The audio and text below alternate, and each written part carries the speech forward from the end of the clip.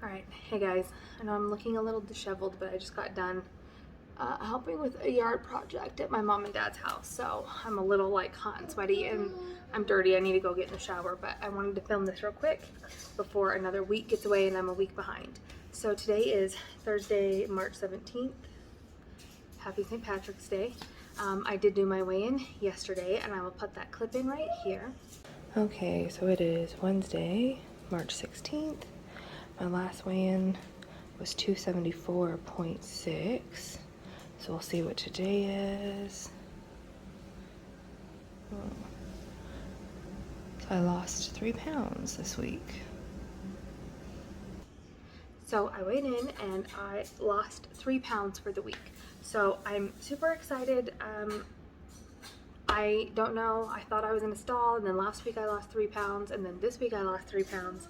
So I'm not sure what's going on there, but I'm just taking it because I lost 3 pounds. I'm just gonna be happy about it. Still struggling with my water, still trying to get better at that.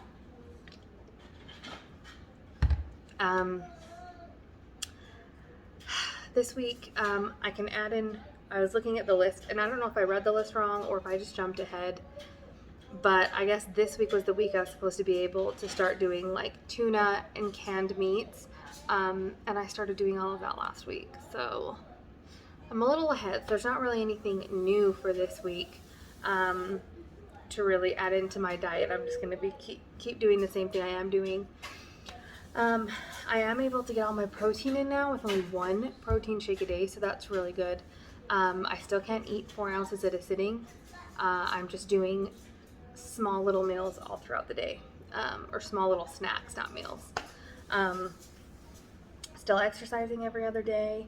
I'm exercising every day. I'm doing the treadmill for 1 hour every other day, and then on the in-between days, I'm doing like a dancing, walking exercise video. So that's good, except for today because I did all that yard work for 3 hours. That was my workout for today. So, and I feel like I'm going to be so sore. My mom's getting a big shed in her backyard, so we needed to dig a 10 by 14 hole. So 10 by 14 and about 4 inches deep. We did a 10 by 14 hole, and then she had rocks delivered, and we had to load the rocks into a wheelbarrow into the backyard, dump it out. So we did that, got all the rocks in. Then we had to level it all. Well, we leveled the dirt first, then we moved the rocks in, then we leveled the dirt. So anyway, it's been a long 3 hours. 12, 1, 2, oh no, almost 4 hours. I don't know. Anyway, it's been a long day, so that was my workout. But anyway, I did want to talk about, we had a very, I don't know the right word, exhausting day yesterday. I don't know, like mentally. So I don't know if I've mentioned this before on here or not, but we are foster parents. Well, we're foster and adoptive parents. And yesterday at about, I want to say it was around 11, I got a phone call asking if we would take a baby who had just been released from the hospital. They gave us information, and me and my husband were like, yeah, we'll take him. And they're like, okay, we're just getting a warrant, because every time a child is removed, at least in the state of Utah, every time a child is removed, a judge signs a warrant. So like CPS or DCFS, whatever agency, has to go to the courts, say, hey, these are the reasons why this child is in danger, there's whatever circumstances, and the judge has to sign off validating like reason for removal.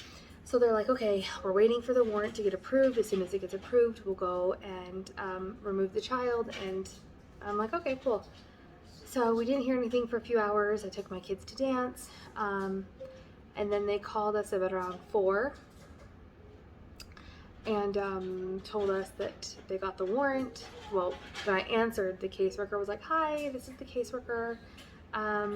So I don't want you to panic. And I'm like, great way to start off a conversation. But they were not able to find the baby. They were not where they told CPS they were going to be. And the baby is with it's just it's a very unsafe situation. And we are all very worried about this baby. But she's like, we're just going to keep looking for him and we'll let you know. I'm like, okay, that's cool, whatever. She called me back at about 5:30 and she's like, hey, I am leaving for the day. I've given all your information to the overnight CPS people, and we are trying to locate them, and as soon as we do, we'll give you a call. So it could be in the middle of the night. And I'm like, okay. So yeah, it's just a really scary situation. And they, don't have a home or anywhere to go, and it was 30 degrees last night. So yeah, just thinking about a little baby being out there in this type of weather. I didn't get very good sleep last night, to say the least. And it's always anxiety inducing whenever we get a call for a placement. But just to know the circumstances is very just like overwhelming, and you just feel so helpless, and there's nothing we can do but sit by the phone and wait for a phone call and just hope that this baby is somewhere safe and being taken care of. So yeah, I was very worked up and anxious all day yesterday, all last night. I'm still worked up and anxious today. However, I will say the exercising, all the shoveling of rocks, the digging, that kind of helped get me some of that out. So I'm gonna go shower, probably most definitely take a nap, try to get my water in because I was out there sweating a lot. Luckily, it got up to it's like 45 degrees today, which is still cold, but it's bright and sunny. So when we were out working in the sun, I was actually just out in a t-shirt and it felt pretty good. Oh my gosh, just talking about that whole situation just like made me feel really nauseous. But anyway, what'll be is what'll be. It's definitely hard, and it's hard when so many things are just out of your control. And one thing about this surgery, my whole point to this was that I had a pretty good hold of my emotional eating. I am an emotional eater. I mean, on top of all my health issues that help with my being overweight, I am an emotional eater. I learned that from my mom at a young age. We grew up in a very, what's the word? Unstable, I guess? I don't know. An unstable household.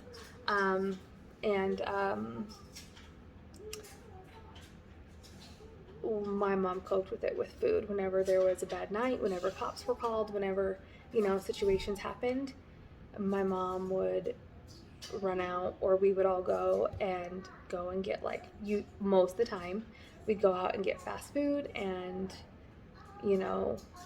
that's what we would do, and that's what I learned to do. I learned to be an emotional eater, whether I'm happy, sad, stressed, scared, anxious, whatever. So I had a pretty good hold of that. I got a pretty good hold of it before surgery, and I've been fine up until yesterday when all this was happening. That was the first time since my surgery, but even since pre-op, that I really wanted to go and get like fast food.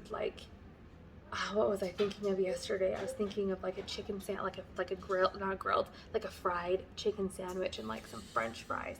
I really wanted that fast food hit, I guess. I don't know how you'd describe it, but I didn't. I just stuck with my normal food and whatever. But yeah, that was the first day since pre-op that I really felt triggered to go on just an eating binge, but I didn't. I stuck with what I can eat, didn't get sick. So yeah, just something to be aware of if you're considering weight loss surgery. And I know people told me this before, that's why I was working on my emotional eating before surgery.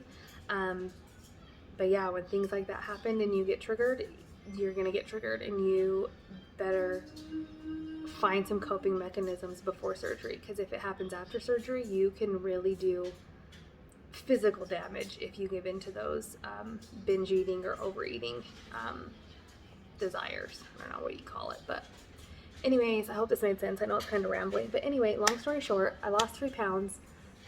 Work on your emotional eating if you have those issues, which if you're overweight, and more than likely you have some emotional eating issues, whether you're maybe aware of it or not.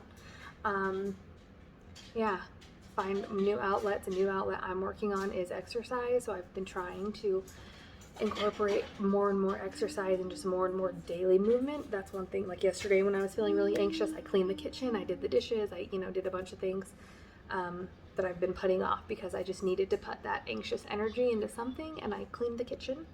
But anyways, guys, I think that's it for today. So I'm gonna go shower, clean all this dirt off me, and take a nap. And keep hoping that this little boy is safe out there. That all kids are safe, but you know what I mean. Anyways, thanks for watching, guys, and I'll talk to you later. Okay, bye.